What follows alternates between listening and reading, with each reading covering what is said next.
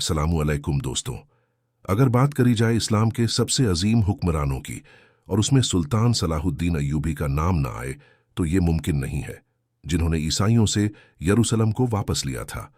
आज के इस वीडियो में हम लोग सुल्तान सलाहुद्दीन अय्यूबी की पूरी दास्तान को जानेंगे, जिसका नाम है दास्तान सलाहुद्दीन। वीडियो बनाने का मकसद ये है कि आज के नौजवान, हमारे दीनी भाई, हमारे प्यारे नबी सल्लल्लाहु अलैहि वसल्लम के लाए हुए दिन से दूर होते जा रहे हैं। अपने घर के बच्चों को फिल्म और कार्टून दिखने से बेहतर है नबियों के, सहाबियों के और अल्लाह के नेक बंदों के किस्से सुनाओ और उनकी जिंदगी के बारे में बताओ। चलिए वीडियो शुरू करते हैं दोस्तों। सुल्तान सलाहुद्दीन अय्यूबी दुनिया के सबसे महान जमजुओं में से एक है। सुल्तान सलाहुद्दीन अय्यूबी की पैदाइश 1138 में टिक्रिट में हुई थी। उस वक्त उनके वालिद नजमुद्दीन टिक्रिट के हुक्मरान थे। दोस्तों, सुल्तान सलाहुद्दीन अय्यूबी ने सारी जंगी सलाहियत अपने वालिद से ही सीखी। सुल्तान सलाहुद्दीन एक बहुत ही होशियार इंसान थे, जिन्हें अमन पसंद था और वो कभी भी लड़ाई करना नहीं चाहते थे। लेकिन सलाहुद्दीन की जिंदगी ने मोड़ तब लिया जब वो अपने चाचा के साथ इजिप्ट गए और वहां के दुश्मनों से उन्होंने जंग भी करी। अपनी चाचा की वफात के बाद सलाहुद्दीन अय्यूबी इजिप्ट के कमांडर यानी कि वजीर बने। सलाहुद्दीन अय्यूबी कभी भी बड़े महलों में नहीं रहे। वो मस्जिद के पास एक छोटे से घर में रहा करते थे। सलाहुद्दीन अय्यूबी ने अपनी जिंदगी में कई जंगें लड़ी और उन्हें फतह किया। उन्होंने बड़ी बहादुरी से तकरीबन 20 सालों तक क्रूसेडर्स का सामना किया और उन्हें हार मानने पर मजबूर कर दिया। उन्होंने यूरोप की सारी ताकतों का एक साथ सामना करा, वो ताकत जो यरूशलेम को मुसलमानों से छीनने के लिए आई थी। दोस्तों, इतिहासकार क्रूसेडर्स को तारीख की सबसे लंबी जंग में से एक जंग मानते हैं। साथ ही साथ वो जंग भी थी जिसमें बहुत ज्यादा खून बहा था। काफी मशक्कतों के बाद ईसाइयों ने दोबारा यरूशलेम पर कब्जा कर लिया। मैं इतनी दफा क्रूसेडर्स का नाम ले चुका हूं, आप सोच रहे होंगे कि क्रूसेडर्स था क्या। दोस्तों, क्रूसेडर्स का मतलब है मजहब की लड़ाई। ये जंग सिर्फ एक शहर के लिए लड़ी गई थी, जो कि यरूशलेम, जो कि तीनों ही मजहब यहूदी, ईसाई और इस्लाम में एक अहम मुकाम रखता है। ईसाइयों के लिए वो जगह है जहां पर ईसा अलैहिस्सलाम ने अपने दिन को फैलाया था।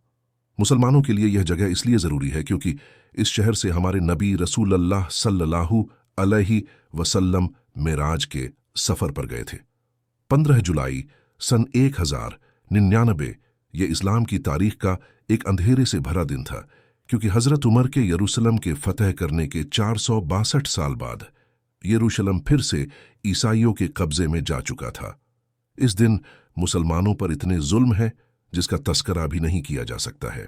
इस दिन तकरीबन 70,000 मुसलमानों को शहीद किया गया। सड़कों पर इतना खून था कि घोड़े चल नहीं पा रहे थे, वो फिसल जा रहे थे। पूरे शहर में कई सारी मस्जिदों को तोड़ा गया। सिर्फ मुसलमान ही नहीं, ईसाइयों को भी इससे नुकसान हुआ।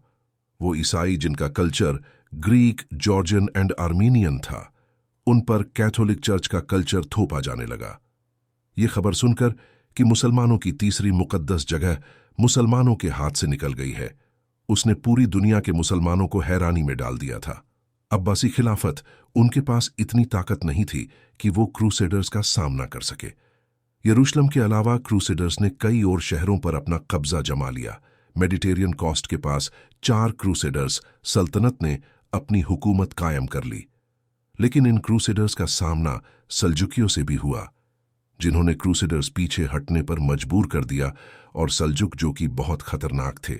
सल्जुकियों ने क्रूसेडर्स को बेहद बुरी तरह तबाह कर दिया और ना जाने कितने क्रूसेड्स के सिपाही इसमें मारे गए। इसके बाद हमारी कहानी में सलाहुद्दीन अय्यूबी आते हैं। बचपन से ही बड़े होशियार और बहादुर किस्म के इंसान थे। उन्होंने अपने वक्त के बेहतरीन इस्लामिक स्कॉलर से अपनी तबीयत हासिल की। अगर देखा जाए तो शुरुआत में सलाहुद्दीन अय्यूबी का मन इस्लामिक स्टडीज और पढ़ाई में ज्यादा लगता था, लेकिन उनके चाचा ने उन्हें इजिप्ट भेज दिया। इस वक्त सलाहुद्दीन अय्यूबी जवान थे जब 1169 में सलाहुद्दीन अय्यूबी ने इजिप्ट में वजीर की गद्दी को संभाला, तो इनकी मजहबी तालीम ने इनकी गवर्नमेंट पॉलिसीज को बहुत मुतासिर किया। लेकिन एक शख्स जिसे सलाहुद्दीन अय्यूबी की बढ़ती हुई ताकत पसंद नहीं आ रही थी, वो थे नूर अल दिन, जो कि शाम में थे। इजिप्ट और शाम के लोगों को लगने लगा था कि इन दोनों के बीच जंग होना तय है, लेकिन ऐसा नहीं हुआ और 1174 में जंगी बीमारी से चलते पाए जाते हैं, जिसके बाद सलाहुद्दीन अय्यूबी की हुकूमत इजिप्ट के साथ साथ सीरिया पर भी कायम हो जाती है। मुसलमानों की जमीन जो अलग अलग थी, उसे सलाहुद्दीन अय्यूबी ने फिर से एक कर दिया। क्रूसेडर्स की यरूशलेम की सल्तनत एक मजबूत इस्लामिक रियासत से गिर चुकी थी। 1170 और 1180 में पूरी मुस्लिम दुनिया एक हो गई थी और ईसाई अलग अलग हो गए थे, बिल्कुल उसी तरह जैसा कि सन 1099 में था, जब सारे ईसाई एक हो गए थे और मुसलमान एक नहीं थे। लेकिन सलाहुद्दीन अय्यूबी जंग करना नहीं चाहते थे। उन्होंने कई सारे मुआहदे किए यरूशलेम की सल्तनत के साथ, लेकिन रेनॉल्ट नाम के ईसाई हुक्मरान ने उन मुआहदों को तोड़ दिया। उसने कई सारे मुसलमानों का खून बहाया, यहां तक कि वो मक्का पर हमला करने की तैयारी करने लगा। जिसके बाद 1180 के दशक में सलाहुद्दीन अय्यूबी की फौज ने इन क्रूसेडर्स का मुकाबला किया और उन्हें पीछे हटने पर मजबूर कर दिया। इसके बाद तो मुसलमानों और ईसाइयों में दुश्मनी बढ़ती गई और बात जंग तक पहुंच गई और सलाहुद्दीन अय्यूबी और यरूशलेम की सल्तनत के बीच जंग होना तय हो गई और 1187 में ये जंग लड़ी गई, जिसे आज हम हत्तीन की जंग के नाम से जानते हैं। और इस जंग में सलाहुद्दीन अय्यूबी ने क्रूसेडर्स को खत्म करके रख दिया और फिर से मुसलमानों ने यरूशलेम को फतह किया, जिसका इंतजार मुसलमानों को पिछले 88 सालों से था। और इसके बाद सलाहुद्दीन अय्यूबी ने हजरत उमर के कदमों के निशान पर चले, जिन्होंने साल 637 में यरूशलेम को फतह किया था। लेकिन मुसलमानों ने ईसाइयों का खून नहीं बहाया, शहर में कत्लेआम हुआ और हर किसी को रहने और अपने दिन को फॉलो करने का पूरा हक था। अब जो यरूशलेम था वो पूरी तरह से मुसलमानों के कब्जे में आ चुका था। तो जाहिर सी बात है, ये खबर सुनने के बाद ईसाइयों को गुस्सा आना लाजमी था। यूरोप में उन्होंने अपनी फौजों को इकट्ठा करना शुरू कर दिया। जर्मनी और फ्रांस के हुक्मरानों ने अपनी फौज तैयार करना शुरू कर दी कि हमें फिर से यरूशलेम को वापस लेना है, और इंग्लैंड के हुक्मरान रिचर्ड ने भी अपनी एक बहुत बड़ी फौज तैयार कर ली। लेकिन उन्हें क्या पता था कि उनका मुकाबला सलाहुद्दीन अय्यूबी से है। उन्होंने कई सारी जंगें सुल्तान के खिलाफ लड़ी और भारी नुकसान उठाना पड़ा। लेकिन अब मुश्किल बढ़ने वाली थी, क्योंकि अब पूरे यूरोप की सारी फौजें मुत्तहिद होकर आ गईं और सलाहुद्दीन अय्यूबी से मुकाबला करने के लिए सलाहुद्दीन अय्यूबी की फौज, जो अब तक सलेबियों का सामना कर रही थी, वो अब थक चुकी थी और उनके पास खाने के लिए भी कुछ नहीं बचा था। इसके बाद अब ये तय हुआ कि अब और खून नहीं बहेगा और किसी का भी कत्ल नहीं किया जाएगा। एक मुआहदा हुआ जिसके तहत सुल्तान को 2 लाख सोने के पीसेस देने थे।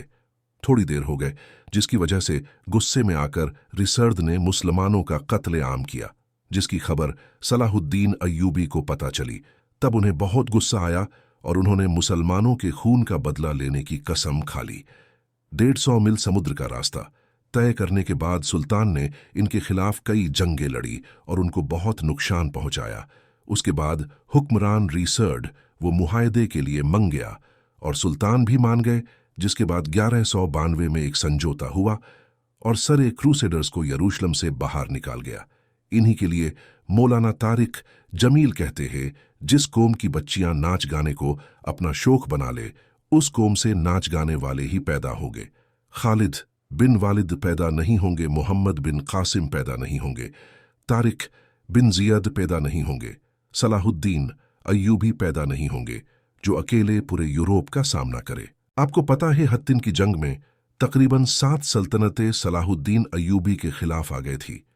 पूरा यूरोप एक तरफ था और इधर सलाहुद्दीन अय्यूबी एक तरफ फिर भी पूरे यूरोप को शिकस्त दी थी।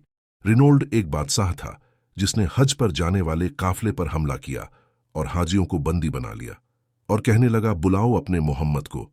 जब हत्तीन की जंग हुई है, उसके बाद बड़े बड़े बादशाहों को मुसलमानों ने कैद किया, जिसमें रिनोल्ड भी था। तकरीबन 12 बादशाह कैद हुए हैं और सब प्यास की शिद्दत है तड़प रहे थे। सलाहुद्दीन अय्यूबी ने सबको पानी पिलाया, तो रिनोल्ड को नहीं पिलाया। तो उनमें से एक जो हुक्मरान था, उसने अपने में से थोड़ा पानी बचाकर रिनोल्ड को दे दिया। तो सलाहुद्दीन अय्यूबी ने कहा, ये पानी तुम पिला रहे हो, मैं नहीं पिला रहा हूं, क्योंकि इस्लाम, जब आप पानी पिलाते हैं तो ये अमन की निशानी होती है। रेनोल्ड को इस्लाम की दावत दी गई, लेकिन उसने इनकार कर दिया। तो सलाहुद्दीन अय्यूबी ने कहा, मैंने कसम खाई थी जब तूने हाजियों के काफले पर हमला किया था और कहा था, बुलाओ अपने मोहम्मद सल्लल्लाहु अलैहि वसल्लम को, तब मैंने कसम खाई थी कि अगर अल्लाह ने मुझे मौका दिया तो मैं अपने हाथों से तेरी गर्दन को उड़ाऊंगा।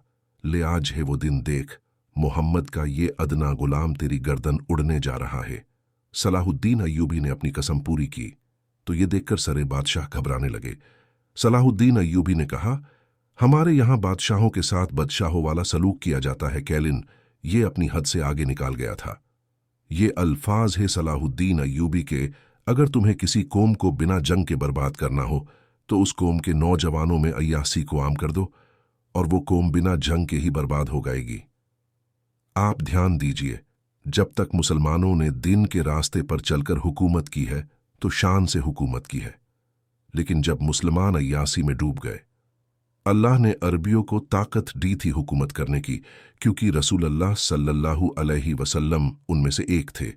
लेकिन फिर अरबी अय्यासी में डूब गए और खुद की ताकत को ख़त्म कर बैठे, और उस वक्त भी अरबियों के हाथ से निकला था यरूशलम।